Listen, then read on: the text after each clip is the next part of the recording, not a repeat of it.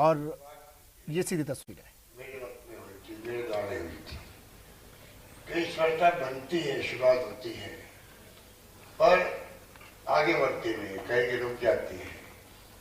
10 साल का सफर तय करते करते आज ये और खर्चा कर भरा हुआ है। हमारे नौजवान साथी खड़े हैं पीछे। इस बात का प्रतीक है कि आप लोग इस संस्थान को कहाँ से कहाँ पहुँचा दिया, उसके लिए मीना जी का, तमाम के साथियों का बहुत बधाई देता हूँ। उम्मीद करता हूँ कि ये कारवा जो है आपका, ये आगे आगे चलता जाएगा, बढ़ता जाएगा और आदिवासियों के भविष्य के लिए बहुत बड़ी भूमिका अदा करने में कामयाब होगा। आप पे निर्भर है, आप पे निर्भर है। 10 साल पहले आप पहले कई नौजवान होंगे, उसमें जो सीनियर थे उन्होंने भूमिका अदा करी। कई नई पीढ़ी के नौजवान आगे आए, उनको कई योजनाओं का लाभ मिला, सरकारी योजनाओं का।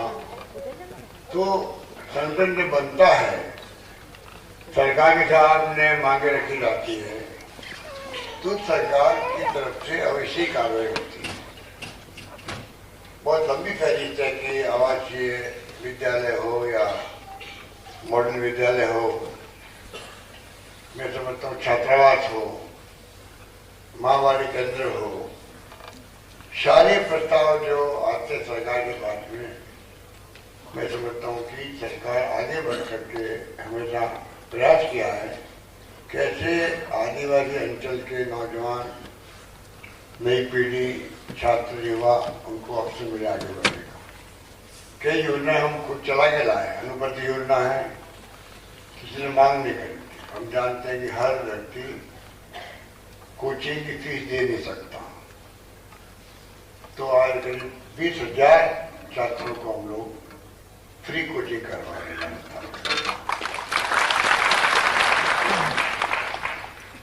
उसमें आदिवासी बच्चे भी काफी ज्यादा संख्या में बच्चे हैं, उनकी संख्या देने का विदेश तक मैं आपकी जानकारी में जाना चाहूंगा। विदेश में कोई जाना चाहे तो प्रतिवर्ष 200 बच्चों को हम लोग, जो किसी भी मुल्क में, अमेरिका में, इंग्लैंड में कई बच्चे जाते हैं, फीस बहुत ज्यादा होती है तो जा नहीं पाते। तो हमने रास्ता निकाला है, जो आदिवासी है, दलित है, बीपीएल के लोग हैं या जो आर्थिक रूप से कमजोर हैं, उनको हम लोग पूरी फीस, आने जाने का, हवाई जहाज का खर्चा, वहाँ रहने का खर्चा, हॉस्टल के अंदर, विदेश के अंदर, सब कुछ सरकार दे रही है। सवाल ये है, मैं कहना चाहता हूँ आपसे, सवाल ये, अगर हम जानकारी नहीं रखेंगे योजनाओं की, तो उसका लाभ ना तो हम खुद उठा पाएंगे और ना हम अपने गांव में उस व्यक्ति तक पहुंचा पाएंगे जो जानकारी के अभाव में उस स्कीम का लाभ उठा नहीं पाता। इसलिए जहां भी मैं जाता हूं, मैं कहता हूं जो हमारी योजनाएं हैं वो एक से बढ़ के एक है। पूरे देश के अंदर मेरे ख्याल से योजना जो हमने बनाई है, उसमें 5-6 योजना ऐसी है जो देश में कहीं नहीं चल रही है। उसमें चिरंजीव भी है, जो मेडिकल हेल्थ के लिए वरदान है। 10 लाख का बीमा हर परिवार का कर दिया गया है। अब हाथ खड़े हुए बताओ कितने लोगों को जानकारी इसकी है?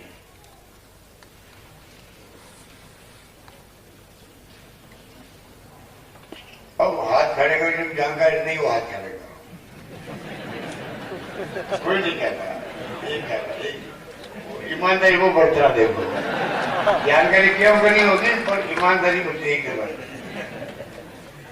तो मेरा मतलब ये है कि हर स्कीम जानकारी, इतना बड़ा काम सरकार ने किया। मैं जहां जा रहा हूँ, मैं गया हूँ सादरी जाके आया हूँ, रास्ते में लोग मुझे खड़े थे, चौराहे में रुक गया वहां पर, क्या खुश थे। जहां मेरे स्टंट लगा, 2 लाख का खर्चा था, 1 पैसा नहीं लगा मेरे। कोई किडनी मेरी ट्रांसप्लांट हो गई, 8 लाख में मेरे बच गए। पूरा खर्चा मेडिकल का, स्वास्थ्य का, पहले सर्दी जुकाम में 2-4 रुपये खर्च हो जाते थे, डॉक्टर दवाई नहीं देते थे। पूरा फ्री है आपके लिए, इलाज पूरा फ्री है राजस्थान में। ऊपर से 10 लाख के अलावा भी 4 लाख खर्च कर दिए, 10 लाख में 6 लाख बचे हैं। और घर में तकलीफ आ गई, मान लो किडनी ट्रांसप्लांट कराने, लीवर ट्रांसप्लांट करना पड़ रहा है, आपका आश्चर्य होगा, उसमें 10-12-15 लाख खर्च होते हैं। 6 लाख बचे रहेंगे आपके आगे के लिए, कोई तकलीफ नहीं आए परिवार में।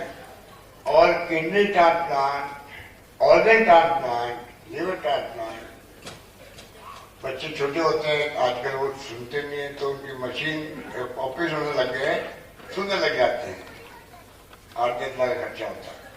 वो आपको खर्चा सरकार 6 लाख बचे रहेंगे अलग से दे रही है इस परिवार। हिंदुस्तान में दुनिया के मुल्कों में कहीं ऐसा नहीं होगा जो हमने गारंटी दी आपको। साथ कभी लिखा है के अंदर कि भाई, जैसे डॉक्टर मनमोहन सिंह जी ने, सोनिया गांधी जी ने अधिकार दिया था, नरेगा का अधिकार दिया। सबसे पहले बाढ़ जोधपुर में योजना लागू हुई थी। नरेगा में पहले कितनी तकलीफ होती थी, 100 दिन गारंटी मिलने लग गई। फूड सिक्योरिटी का अधिकार दिया, 2 रुपये किलो गेहूँ, 3 रुपये किलो चावल, हम 1 रुपये किलो दे रहे हैं। वो भी अभी प्रधानमंत्री जी ने कोरोना के बाद में फ्री किया है। तो ये जो अधिकार दिया गया है, उसी प्रकार के हम चाहते हैं कि स्वास्थ्य का अधिकार सबको मिले देश के अंदर। हमने प्रधानमंत्री जी रिक्वेस्ट करी है मोदी जी से, पूरे देश में आप कम से कम स्वास्थ्य सेवाएं ऐसी सेवाएं हैं, क्योंकि लोग घर बिक जाते हैं, गहने बिक जाते हैं इलाज कराने के लिए, बहुत महंगे इलाज होते हैं। हमारे यहाँ परंपरा, माँ बाप जो है वो 70 साल के 80 साल के भी हैं, डॉक्टर कह रहा बचेंगे नहीं है, तब भी हम क्या करते हैं, कई से उधार लेके पहनाएंगे, गिरवी रखेंगे, गहने कुछ भी करेंगे, और माँ बाप का इलाज फिर भी कर पाएंगे, 1-2 लाख खर्च करेंगे, चाहे वो मर जाए बात है। ये हमारे अच्छे संस्कार हैं। अब हमने क्या किया, सबका फ्री कर दिया, तो कम से कम जो है 2 लाख जो है, 2 लाख परिवार 200 करोड़ रुपये क्या मेरे खर्च हो गए।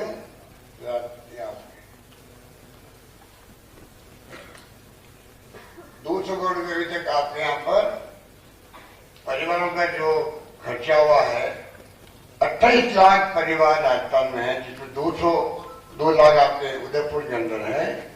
उदयपुर कलेक्टर साहब बता रहे मुझे कि 2 लाख तो आपके उदयपुर के हैं, जिनको मुझे लाभ मिल गया। पूरे राज्य में 28 लाख परिवार, 28 लाख परिवारों का खर्च बताइए आप, अभी तक उनका इलाज फ्री होगा। 28 लाख परिवार, कितना बड़ा फायदा हो गया। तो कहने का मतलब ये है, स्कीमें बहुत बनाई हमने, उसको आप जो है जानकारी प्राप्त रखते हैं, दिव्यांग के डिटेल छपते रहते हैं, विज्ञापन आते रहते हैं, और उन स्कीमों को गरीब तक पहुंचाए। तभी आप तो यहाँ तक आए, उदयपुर में आ गए, आप सम्मानित हो रहे हैं मान लो। और कई ऐसे परिवार हैं जो जानकारी के अभाव में उसका लाभ नहीं उठा पाते, वहां तक हम पहुंचना चाहते हैं। और सरकार इसमें कितने खर्चा हो हम खर्च करेंगे, पर महंगाई के जमाने के अंदर महंगाई की मार कम कैसे हो, ये मेरा प्रयास है। क्योंकि हर परिवार में महिलाएं बैठी है, हमारी बहन बैठी है, इनकी कमर टूट गई है, इतनी महंगाई है, क्या क्या सामान खरीदे, तेल है, दालें है, कुछ जो चीजें खरीदो महंगाई बहुत ज्यादा। तभी हमने कहा है कम ऐसे परिवारों के लिए गैस सिलेंडर जो है, प्रधानमंत्री जी ने उज्ज्वला योजना लागू करी थी, और गैस सिलेंडर में बहुत महंगा हो गया, 1040 रुपये हो गया। 1040 कोई भर नहीं सकता, तो मैंने कहा मैं 500 रुपये में दूंगा एक पेट से गैस सिलेंडर।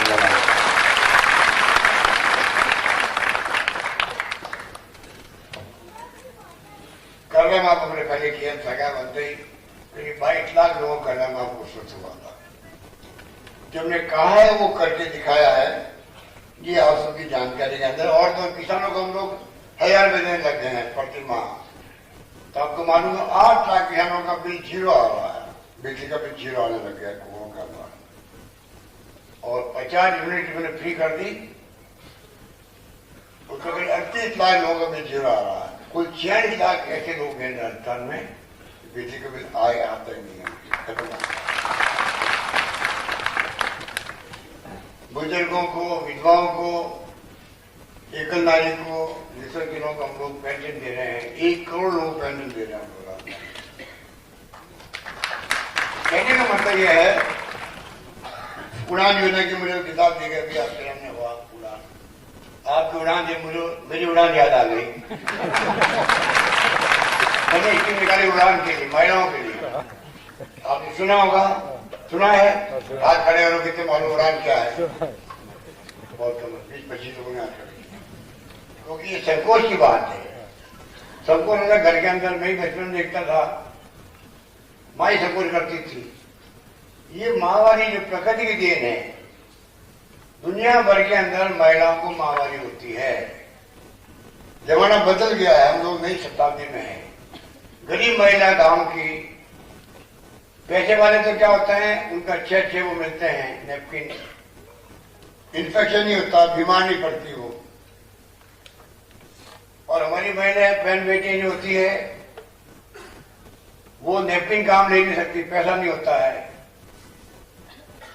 तो कपड़े काम लेती है, रुई काम लेती है, वो गंदे भी होते हैं, इन्फेक्शन होता है। कई महिलाओं को बच्चे पैदा होना बंद हो जाते हैं, कई महिला कैंसर हो जाते हैं, कई महिला बीमार पड़ जाती है, कई महिला गूगल में रहती है, वो कहती नहीं सुनो के मारे।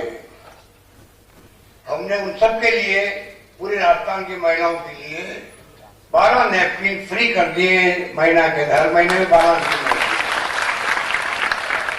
जो अमीर लोग लगाते हैं नैपकिन, वो हमारी गरीब बहन बेटी लगाएगी। अब बात छोटी सी है, 25-30 हाथ खड़े किया आपने, क्योंकि मालूम नहीं है। आपको मालूम होता, आंगनबाड़ी वर्कर बांटेगी महिलाओं को, मान लीजिए आप मांग सकते हो, तो भाई क्या हुआ बताओ, आप देख नहीं रहे हो।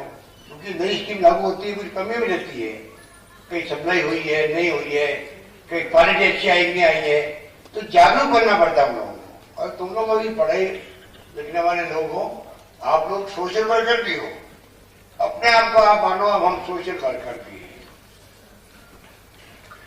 कोरोना के अंदर मैंने आप सबके सहयोग से शानदार प्रबंधन किया, जो प्रबंधन बहुत कम जगह होगा, इतना शानदार प्रबंधन राजस्थान होगा।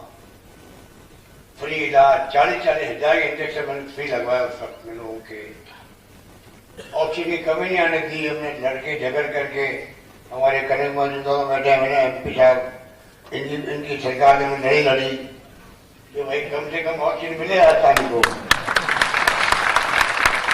तो ऑक्सीजन लिया हम लोगों ने इन लोगों से।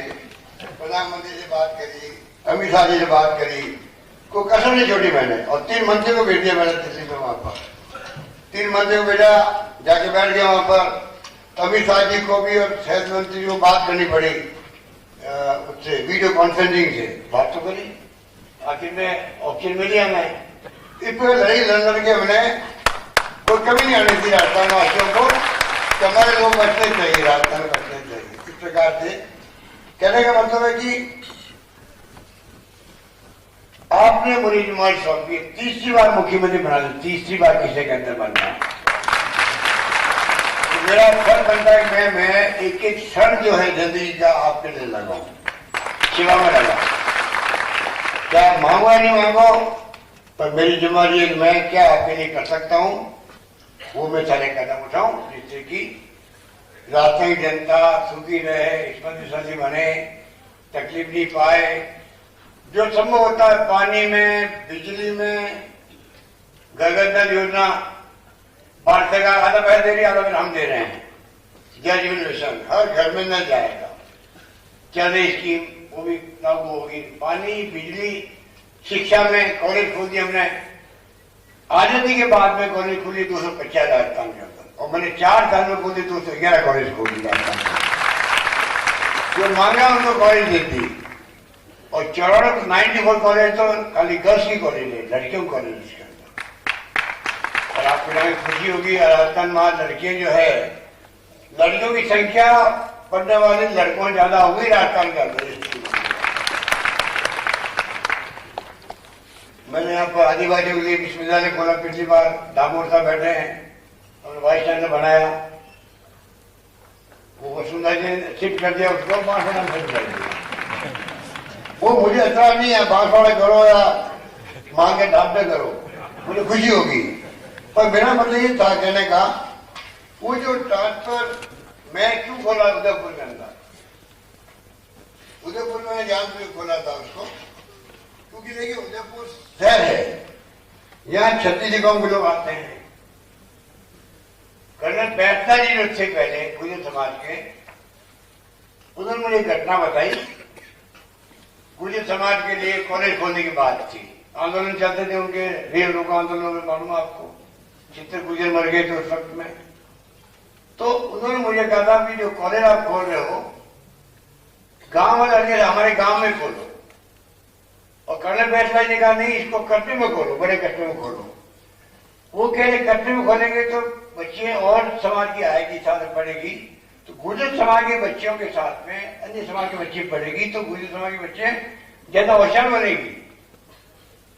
आज मान लो आदिवासी हमारे बच्चे हैं यूनिवर्सिटी में आए, 36 गांव के बच्चे वहां पढ़े, साथ में पढ़े करें, तो आपको ज्ञान का आदान प्रदान होता है। ये मेरी मंशा थी, इससे मैंने बोला क्या कोई बात नहीं, अब बांसवाड़ा है तो बांसवाड़ा में बच्चे जाएंगे, और यहाँ कॉलेज खोल रखी है, यूनिवर्सिटियां भी है, तो धीरे बच्चे वहां के आने लग जाएंगे, कोई दिक्कत नहीं, बहुत हो गया। मेरा कहना मतलब यह है कि हम आपके लिए जो भी हमने योजना बनाई है, हम चाहेंगे पूरा लाभ मिले, और जो आपने जो आज ये प्रोग्राम रखा है, इससे मुझे बहुत खुशी हुई है।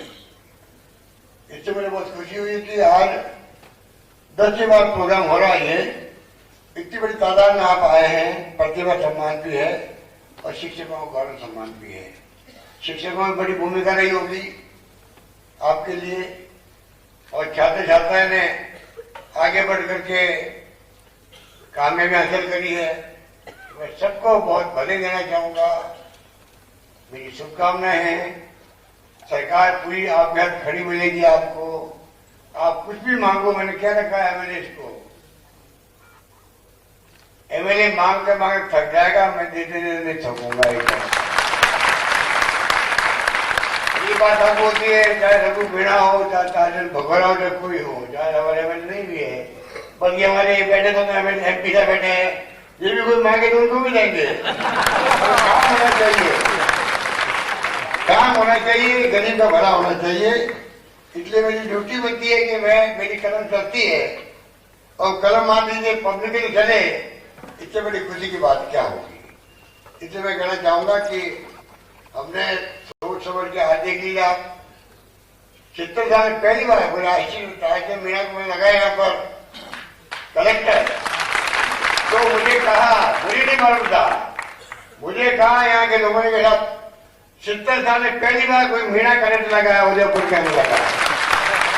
तो ये अच्छी बात है, ये कम से कम पूरे संभाग के जो मीणा समाज के लोग हैं, आदिवासी है, उनके लिए जम के प्यार नहीं करेगा।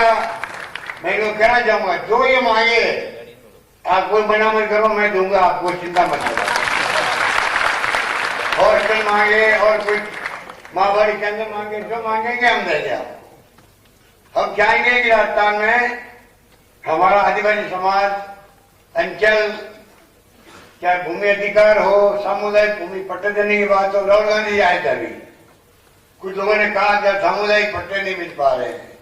अभी मैंने कहा कर्नल साहब को कि मालूम करो पूरे डिवीजन के अंदर कहाँ कहाँ तकलीफ आ रही है, उनको दूर करेंगे। कहने का मतलब यह है कि हम कोई कमी नहीं रखेंगे, और आप निश्चित रहें। मैं चाहूंगा कि राजस्थान पीछे नहीं रहे, देश के अंदर राजस्थान लगातार आगे बढ़े। इसीलिए मैंने आपको कहा कि हमने इंग्लिश स्कूलें खोली राजस्थान के अंदर, जिससे कि बच्चे इंग्लिश सीख सके। मैं खुद बचपन में जब पढ़ता था अंग्रेजी के खिलाफ था, मैं खुद खिलाफ था, इसलिए हम अंग्रेजी बोलने में करने में कमजोर रह गया हम लोग। क्योंकि उस वक्त में पढ़ते थे दक्षिण के राज्यों के अंदर आज वो खिलाफ है, हिंदी के खिलाफ है। तमिलनाडु है, कर्नाटक है, आंध्र प्रदेश है, तेलंगाना है, और हमारे उत्तर भारत में अंग्रेजी खिलाफ थे। तो बचपन में हम देखते थे कि दक्षिण के राज्यों में कोई बोर्ड भी लगा हुआ हिंदी का है, उसको वो जला देते थे, हटा देते थे। उत्तर भारत के अंदर उल्टा होता था, कोई अंग्रेजी का बोर्ड होता उनको हटा देते थे। हम तो उत्तर भारत में थे, हम खिलाफ थे अंग्रेजी के, क्या काम आई अंग्रेजी। 50 साल के अनुभव में मालूम पड़ा अंतर्राष्ट्रीय भाषा अंग्रेजी है। देखिए, दुनिया की भाषा अंग्रेजी है, सब मुल्कों की भाषा। अंग्रेजी की अंग्रेजी जरूरी है, हिंदी की जगह हिंदी जरूरी है। हिंदी तो हमारी मातृभाषा रहेगी, साथ में इंग्लिश भी पढ़ाओ बच्चों को, तो जाके वो जो राजीव गांधी ने कहा था इंटरनेट की सेवाएं, मोबाइल फोन सब कुछ आ गए, दुनिया मुट्ठी में है, जानकारी पूरी दुनिया की ले रहे हैं आप लोग मोबाइल फोन से। अगर उसमें आप अगर अंग्रेजी अच्छी जानते हैं, अमेरिका में, इंग्लैंड में, बॉम्बे में, दिल्ली में 50 लाख का, 1 करोड़ का, 2 करोड़ का पैकेज मिलता है आपके तनख्वाहों के। जमाना बदल गया है। तो अपने राजस्थान में 1670 स्कूल मैंने खोले अंग्रेजी के, और हम जान खुशी होगी लॉटरी खोलनी पड़ रही है एडमिशन के लिए वहां पर, क्योंकि प्राइवेट स्कूल जो इंग्लिश की है पूरी फीस 50,000 1 लाख है, इतनी फीस होती प्राइवेट स्कूलों की। हमने सरकारी स्कूल में फ्री पढ़ा रहे हैं, और अभी राहुल जी आए तो क्या कहे आप जो मांगे स्कूल दो, अंग्रेजी स्कूल दो। मैं आपको भी कहना चाहूंगा, आपके बच्चे जो हैं आपके क्षेत्र में अंग्रेजी स्कूल खुली होगी, खुली है क्या? हाथ खड़े करो, मालूम हो तो चलो वेरी गुड, 30-35 है मेरे ख्याल से, और बोल देंगे बच्चों को पढ़ाओ, अंग्रेजी पढ़ाओ, हिंदी लिखेगा हिंदी, अंग्रेजी का अंग्रेजी होगा। इस प्रकार से अगर आप ध्यान देंगे अपनी पीढ़ियों पर, बच्चों पर, ये बच्चे 10 साल के बाद देखेंगे आप, 12 साल के बाद में तो इंग्लिश बोलेंगे, इतनी फ्रेंडली बोलेंगे, कुछ सोच नहीं सकता। इसलिए मैं कहना चाहूंगा अनुभव के साथ में हमें बदलना चाहिए उसी ढंग से। मैंने अगली बार बजट बचाऊंगा, इस बार किसानों के लिए मैंने समर्पित किया था। अगली बार जो है युवाओं को, छात्रों को, बच्चों को समर्पित करूंगा। शीरा मांगे हमने, शीरा मांगे हैं, विज्ञापन दिया हमारे। जिस दिन आपको खुशी होगी, जिस दिन विज्ञापन दिया, आप एक सुझाव दीजिए जो देना चाहें। शाम तक 40,000 लोगों ने सुझाव दीजिए। अब अभी तक कल लगभग 70-80,000 लोगों ने सुझाव दे रखे हैं। तो आप एक सुझाव देना चाहें कि आपके क्षेत्रों में युवाओं के लिए क्या हो, आप दे सकते हैं। मैं प्रयास करूंगा कि अगले बजट के अंदर मैं उनको कैसे सम्मिलित करूं। इस प्रकार से अभी हमारे मंत्री जी ने कहा माँ बाड़ी के लिए जो बच्चों की बाल गोपाल स्कीम लाए हैं, बजट आने दो, थोड़ा इंतजार कर लो, बजट में जो आप मांगोगे वो पूरा करेंगे।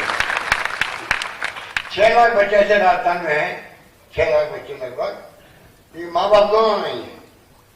कुछ तो कोरोना में चले गए, कोरोना में कुछ पहले आगे पीछे हो गए। हम उनके लिए भी 500 रुपये लगा करके 2,500 रुपये प्रति माह दे रहे हैं। छोटे बच्चों को या जो ज्यादा पढ़ता 2,500 दे देते हैं। दादा दादी के पास में, नाना नानी के पास में, या कोई रिलेटिव के पास में पढ़ सके, वो देखभाल हो सके उनकी, उनका अलग ख्याल रख रहे हैं। करीब 6.25 लाख बच्चे हुए हैं।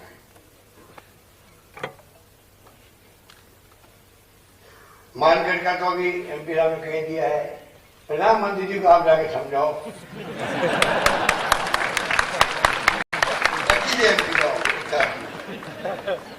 जाके कहो उनको कि हमारा मुख्यमंत्री जो है पीछा नहीं छोड़ रहा हमारा, और वो बार बार याद चलता है मानगढ़ को राष्ट्रीय स्मारक घोषित करो। हम उम्मीद थी उस दिन जो है प्रधानमंत्री जी इस मूड में आए थे, प्रधानमंत्री जी इस मूड में आए थे। पहले हमारे यहाँ मेरे चीफ सेक्रेटरी बात भी कर ली थी, मैं टेलीफोन वो मोबाइल क्या कहते हैं वीडियो कॉन्फ्रेंसिंग की बात हो गई थी, जानकारी प्राप्त कर ली। हमने कहा जो जमीन मांगोगे दे देंगे हम लोग, आप तो बनाओ राष्ट्रीय स्मारक। उस मूड में वो आए थे, उस मूड में मैं भी गया था। तो पता नहीं क्यों मूड बदल गया, पता नहीं क्यों मूड बदल गया, बदल लगा। तो हम तो खाली आते गए। उन्होंने कहा महाराष्ट्र, मध्य प्रदेश, गुजरात, राजस्थान से मिलकर बात करो, फिर बात तय करें क्या करना है। तो राज और आज ये पता नहीं क्या राज था, क्योंकि उन्होंने डिक्लेयर किया, डिक्लेयर करने मूड में थे वो। एक हमारी ERCB योजना है वहाँ पूरी राजस्थान की 13 जिलों की पानी की, वो भी हम प्रधानमंत्री जी मांग करते रहते हैं कि आपने घोषणा की थी जयपुर में और अजमेर के अंदर। मैं आपसे दोनों MP साहब से कहना चाहूंगा, दोनों आपको मैं कह रहा हूं कि आप और MP से बात करो, आपकी पार्टी हित में कह रहा हूं। अगर आपने पीने के पानी का मामला है, वो पीने के पानी का मामला है, प्रधानमंत्री ने क्या वीडियो में दिखा दिया पत्रकारों को, 13 जिले के नाम दे रहे हैं वो। तो इन जिलों की ये प्रॉब्लम है, मैं सकारात्मक दृष्टिकोण रखूंगा। और वो पता नहीं, वो मंत्री भी राजस्थान के हैं, जोधपुर के मेरे खुद के इलाके के हैं, पता नहीं वो क्यों नहीं करवा पा रहे हैं। आपको दोनों MP साहबान को मैं कहना चाहूंगा, आप सबसे बात करो तो भैया वो मुख्यमंत्री बाबा बोल रहे कि हम साफ ही हो जाए 13 जिले का। मैं चाहूंगा कि आप हमारी मदद करें।